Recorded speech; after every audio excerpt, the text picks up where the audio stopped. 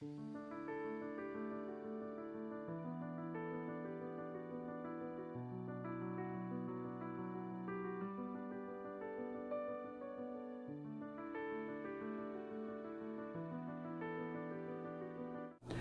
वालेकुम नाज़रीन, this is Khalid Rizvi और आज मेरा मौजू है mystery of political narratives, a powerful weapon of Imran Khan regime. यानी इमरान खान के दौर हुकूमत में बयानिए का इस्तेमाल एक हथियार के तौर पर। आज मैं एक किताब को रेफ़र करता हूँ, the great narrative by Klaus Schwab. वो कहता है narrative shapes our perception, you own nothing but you are happy, and what is the purpose of the great narrative is to influence and manipulate the human behaviour. इसी तरह से एक Harari एक है जो कि एक जूइश राइटर है, वो कहता है we humans are no more a mysterious soul but hackable animal. तो ये जो नैरेटिव है, ये बयानिया है, ये इसके मुतालिक कहते हैं कि अथॉरिटेरियंस यानी डिक्टेटर माइंड के लोग जो हैं, दे यूज़ द ग्रेट नैरेटिव। अब मैं आता हूँ कि ये नैरेटिव्स जो है पूरी दौर हुकूमत में अपने ऑब्जेक्टिव हासिल करने के लिए किस तरह से इमरान खान ने एक इस नैरेटिव्स को यूज़ किया है अपने पूरे दौर हुकूमत में 3 साल 8 महीने या 7 महीने, जो अब रुखसत हो गई है 2 दिन पहले, और शहबाज शरीफ और सारे दूसरी पार्टियां मिलकर के उन्होंने हुकूमत बनाई है। तो इनके नैरेटिव या इनका बयानिया जो है वो किस तरह से शुरू हुआ। Number 1, corruption. सबसे पहले उनका ये बयानिया उन्होंने 2013 से शुरू किया था, करप्शन करप्शन करप्शन। और उसकी कहानी अब यह है कि करप्शन, और वो भी सबसे ज़्यादा तो नवाज़ शरीफ नून लीग पे इन्होंने किया, और उसमें करप्शन निकला क्या, उन्होंने वसूल क्या किया, आज तक कोई भी कुछ नहीं कर सके। यानी नवाज़ शरीफ जो हैं वो 10,000 का पैसा ना लेने की वजह कर अकामा की बुनियाद पे उन्होंने चार्जेस लगाए। तो ये करप्शन का जो नैरेटिव है बड़ा अहम था, और इसकी वजह कर आप ये देखें कि ये जो ख़ुद इस दौरे हुकूमत में बहुत सारे करप्शन हुए उसकी तरफ नज़र ही नहीं जा रही किसी की।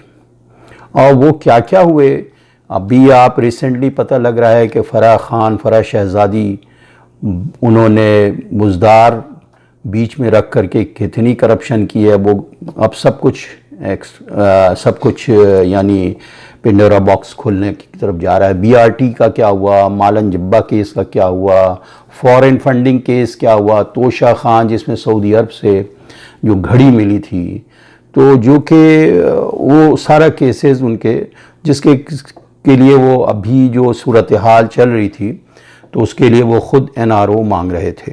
बहरहाल ये अब मैं दूसरी तरफ जाता हूँ कि नैरेटिव क्या होता है और इसका इन्फ्लुएंस कितना होता है इंसान की। नंबर 2 में उन्होंने एक बयानिया इस्तेमाल किया 35 पंक्चर का, कि 35 हल्के या 35 कॉन्स्टिट्यूंसीज़ में नून लीग में करप्शन धांधली हुई है। और बाद में पता ये लगा कि शाहिद मसूद साहब ने जाके माफ़ी मांगी, जब वो यानी उसके ऊपर उन्होंने पूरा 125 दिन या कंटेनर पे चढ़े रहे और आवाम में इसी बुनियाद के ऊपर के धांधली करके धांधली का इन्होंने 35 पंक्चर का, यानी 35 पंक्चर का नैरेटिव इतना ज़बरदस्त था कि आज भी जो शाहिद मसूद जो हैं वो माफ़ी मांग चुके हैं कि गलत था ये सब कुछ, सिर्फ ये कि पॉलिटिकल गेन हासिल करने के लिए था। लेकिन लोगों के जहनों में इस तरह बैठ जाता है, यानी परसेप्शन उनका माइंड जो है वो इस तरह बन चुका होता है कि वो दूसरी तरफ फिर वो ऐसा बिलीफ बन जाता है कि वो किसी भी एविडेंस को आम तौर पर इंसान मानने के लिए तैयार नहीं होता है। तो ये दूसरा इनका नैरेटिव था 35 पंक्चर। अब तीसरा जो है साजिश या गद्दार, जो अब ये सूरत हाल जो फाइनल जिसके ऊपर इनकी हुकूमत इसके बाद से जो है नो कॉन्फिडेंस वोट का सिलसिला चला। तो ये गद्दार का नैरेटिव या साजिश का नैरेटिव तैयार हुआ। उसमें उन्होंने केबिल का सहारा लिया कि एक मरासला है और जो कि नॉर्मल रूटीन का डिप्लोमेटिक मरासला होता है, और उसको बेसिस बना करके उन्होंने पूरा एक, और उसकी वजह क्या थी? उसकी वजह ये थी, ये नैरेटिव क्यों बनाया उन्होंने, ये उस वक्त से जब से इस्टेब्लिशमेंट जो उनको लेके आई थी, उस इस्टेब्लिशमेंट ने अब उनके दरमियान जो सेम पेज वाला मामला था उसमें दरारें आ गईं, और उन्होंने भी न्यूट्रल रहने को कमर बाजवा के या फ़ौज के इस्टेब्लिशमेंट के न्यूट्रल रहने को उन्होंने जानवर से तशबीह दी, और ये फासले उनके बढ़ते चले गए उसके बाद से। और उन्होंने भी यानी इस्टेब्लिशमेंट ने जो 12-15 जो लोग थे, और उन्होंने जो इलेक्टेबल्स कहलाते हैं, जो हर दौर में होते हैं और ये कंट्रोल में होते हैं इस्टेब्लिशमेंट के, उन्होंने उस वक्त जहाज़ पे बिठा के जहांगीर तरीन ने जमा करके दिया था इमरान खान साहब को। और जब इनसे मामलात ख़राब हो गए, इस्टेब्लिशमेंट थे, तो वही बंदों को उन्होंने अलहदा कर दिया, जिसके लिए उन्होंने ये नैरेटिव तैयार किया कि ये साजिश यानी ये गद्दार और केबल वाला कि ये मरासला कि ये हमें अमेरिका, तो ये अब इसे हॉर्स ट्रेडिंग कहें, लेकिन वही सारे लोग जो जमा करके दिए थे इस्टेब्लिशमेंट में, जो हर दौर में करते हैं, ये इस्टेब्लिशमेंट इसी तरह का काम नवाज शरीफ के लिए भी करते रहे हैं और इनके लिए भी किया। उन्हीं लोगों को इन्होंने अलहदा जब करने लगे तो फिर इनकी चीखें निकलने लगी इमरान खान की, और फिर इन्होंने इनके ऊपर ये साजिश का और गद्दार का केस यानी ये कहानी गढ़ी। तो फिर उसके बाद अब आप देखें इसी में इम्पोर्टेड का लफ्ज़ इस्तेमाल करना, ये सब एक बयानिया है। और जब ये सिलसिला चला और फिर उसके बाद अदम एतमाद का यानी नो इम्पीचमेंट की जब तैयारी हुई, तो उसके अंदर इन्होंने क्या कहते हैं उसको होने न दिया, और इसके लिए आइन शिकनी उन्होंने की। और इनका डिप्टी स्पीकर जो है वो ख़ुद जो कि 50,000 या 60,000 वोट पे स्टे ऑर्डर पे है, जिसके अपने जो वो कासिम सूरी जो है उसके अपने कॉन्स्टिट्यूंसी से जो वो जीता है, उसने पैर के निशान है वोट के ऊपर जो स्टे दिया हुआ है उसको। तो बहरहाल उसने जो है इस बुनियाद पे यानी एब्रोगेट किया गया कॉन्स्टिट्यूशन को कि ये सारे गद्दार लोग हैं आर्टिकल 5 के हिसाब से। तो जो भी ये सारे जो अपोजिशन में जितने बैठे हैं ये सारे गद्दार हैं, और इस वजह कर इनको ये असेंबली तोड़ दी जाती है, जिसके ऊपर सुप्रीम कोर्ट ने फौरी तौर पर इस पे सो मोटो लिया। और इनके ख़ुद केस के अंदर अब आप देखिए कि पढ़े लिखे लोग भी आजकल हम समझ में नहीं आता है कि हम इतने बायस क्यों हो जाते हैं, इतना तासुब क्यों हो जाता है। हमें चाहिए कि हम अपने जहन को इस्तेमाल करें और किसी शख्सियत परस्ती में ना जाएं और सोचें कि क्या था। अब आप देखें इस केस के अंदर जो असल इशू बना कि सुप्रीम कोर्ट जो है वो पार्लियामेंट में दाखिल नहीं हो सकता है, तो उसमें जो दलील दी गई कि फायर वॉल होता है, तो उस पर उनके ख़ुद अटॉर्नी जनरल ने इस चीज़ को एक्सेप्ट किया, खालिद जावेद ख़ान ने, और उन्होंने कहा कि नहीं इंटरफेयर कर सकता है। बिल्कुल इसकी मिसाल ऐसी है कि किसी भी घर की प्राइवेसी में आप दाखिल तो नहीं हो सकते, लेकिन अगर कोई कत्ल के इक़दामात होने वाले तो आप उनको से बचाने की खातिर आप दाखिल हो सकते हैं। तो इसी तरह की सूरत हाल हुई, और फिर नईम बुखारी ने वो डॉक्यूमेंट भी प्रेजेंट किया चीफ जस्टिस के सामने जो सिक्योरिटी इदारे से आई थी, उसमें कहीं कोई साजिश का जिक्र नहीं था। तो ये सारी चीज़ें स्क्रूटनी हो गई, लेकिन इनका नैरेटिव इतना ज़बरदस्त है कि जनाब लोग जो हैं वो सोचने की तरफ जाते ही नहीं है, वो हैक हो जाता है, उनका माइंड हैक कर लेता है ये नैरेटिव जो है। तो ये अब इसका सूरत अब देखें, अभी हाल अब जब एंड गेम जब शुरू हुआ है, उस रात आखिरी चंद मिनट रह गए थे, और उसके अंदर जो कहानी सुनने में आई है वो BBC में भी आई है, गार्जियन में भी आई है, मुख्तलिफ ज़राए से भी आई है कि उन्होंने जो है कमर बाजवा को सैक करने की तैयारी की थी, लेकिन उन्होंने ब्लॉक कर दिया। जब ब्लॉक कर दिया तो फिर जनाब वो आए और उन्होंने 45 मिनट्स हेलीकॉप्टर से उतरे, DGI 12 बजे से पहले थोड़ा जो भी है टाइमिंग वगैरह। तो आप ये देखें कि उसके अंदर उनको 45 मिनट्स तक सही स्क्रू किया कह सकते हैं आप, उसके साथ उनके साथ जो भी कुछ किया, और भी बहुत सारी बातें हो रही हैं कि थप्पड़ तक बात चली गई और क्या क्या हुआ। एनी हाउ, और उन्होंने फौरी तौर पर उन्होंने नो वोट कॉन्फिडेंस भी, जनाब हमारे कैसर साहब जो हैं स्पीकर, उन्होंने कहा कि भाई इस्तीफ़ा दे देता हूं मैं, और फिर उन्होंने इस तरह नो वोट कॉन्फिडेंस भी हो गया। तो अब सवाल ये पैदा होता है कि ये सारे जो नैरेटिव्स का इस्तेमाल किया गया है, अब दूसरा जो कहते हैं कि जी हमने खुददारी का एक तो बड़ा अजीब लफ्ज़ इस्तेमाल है। खुददारी नहीं है ये, आप कहें कि खुददारी आपके अपने आप अनानियत को और तकब्बुर को और तुग़यान को और अदवान को, इसको आप खुददारी का नाम दे रहे हैं। अब जैसे कि हमारे माशाल्लाह मोहित पीरज़ादा साहब कल ही एक प्रोग्राम कर रहे थे, उन्होंने कहा कि भाई इमरान खान साहब ने ऐसे जैसे तारिक बिन ज़ियाद ने किश्ती जला दी थी। अरे भाई किश्ती जला दी थी, ये सरवर गुलाम सरवर है या ये आफरीदी है जो नारकोटिक का है, ये कहता है कि हम अपने आप को बम से उड़ा लेंगे।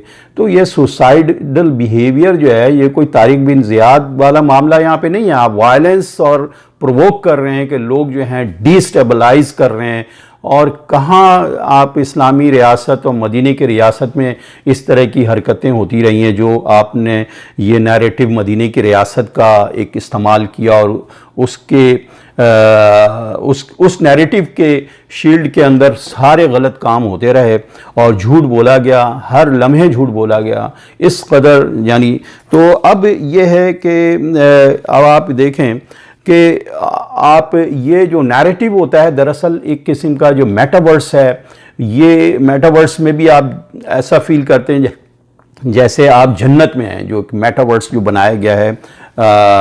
तो उसी तरह की चीज़ है कि नैरेटिव भी यही है। तो मेरा आज का मौजू बेसिकली, अब आप ये देखें खुददारी का लफ्ज़ जहाँ इस्तेमाल किया, इसका भी हमारे प्राइम मिनिस्टर इमरान खान ने, उनकी खुददारी उस वक्त कहाँ गई थी जब AQ खान बिस्तर मर्ग पे पड़ा हुआ था, जो मोहसिन पाकिस्तान था। कहाँ गई थी वो खुददारी, क्यों नहीं मिलने गए? जो खुद उनकी रिकॉर्डिंग है कि ये इसलिए कि इनको अमेरिका और सऊदी अरब ने इजाज़त नहीं है कि मुझे आके देख लें। और अफसोस की बात यह है कि उनकी डेथ में भी, फनरल में भी नहीं गए, इसलिए कि उन्होंने अमेरिका को खुश करना था। तो आज आप बोल रहे हैं कि बड़ी खुददारी की बात है। किस तरह की खुददारी की बात है? वर्ल्ड कप लेके आ गए ट्रंप से मिल करके, बाइडन अब फ़ोन नहीं कर रहा है तो आपको खुददारी याद आ रही है। अब आप देखें डॉक्टर आफिया के ऊपर आपने अपने आवाम को कनेक्ट किया था, जो सबसे पहला प्रोग्राम किया था, और वो इवन रेडली के साथ आफिया का केस दफन कर दिया, एक लेटर तक नहीं लिखा। उमर सुलेमान जो खुद अमेरिका में होते हैं और ह्यूस्टन में उन्होंने उसके प्रिजन के बाहर प्रोसेशन निकाला, प्रोटेस्ट किया, और उसमें ये रिक्वेस्ट किया कि इमरान खान क्यों नहीं इसके ऊपर एक्टिव होते हैं। तो वहाँ पे खुददारी इनकी सारी ख़त्म हो गई। फ्रांस में के ख़िलाफ़ जो ब्लास्फेमी का केस हुआ था, तो उसमें उन्होंने कहा कि हमारा ट्रेड इन बिजनेस जो है वो रुक जाएगा। तो बेसिकली इट्स ऑल डिसेप्शन। इस डिसेप्शन का नाम यही डिसेप्शन है जिसमें हमारे पढ़े लिखे लोग भी हैं। और सवाल ये क्या, जब तक कि हक़ायक़ का पता ही उसी वक्त चलता है जब आप रिसर्च करते हैं, क्योंकि इस वक्त दुनिया में जितना ज़्यादा सच को तलाश करना मुश्किल हो गया है। तो इसी तरह से मैं ये कहता हूँ कि जनाब जो वायलेंस की तरफ जा रहे हैं, डिस्टेबलाइज करने की तरफ जा रहे हैं, और कह रहे हैं कि आपने ख़िताब के अंदर फरमा रहे हैं कि हिंदुस्तान जो है वो एक खुददार कौम है, खुददार हैं वो। अरे भाई, आज आप कनेक्ट कर रहे हैं आप इंडिया को भी कि आप उनको खुददार कह रहे हैं, तो ये क्या हमारे पाकिस्तानी खुददार नहीं है?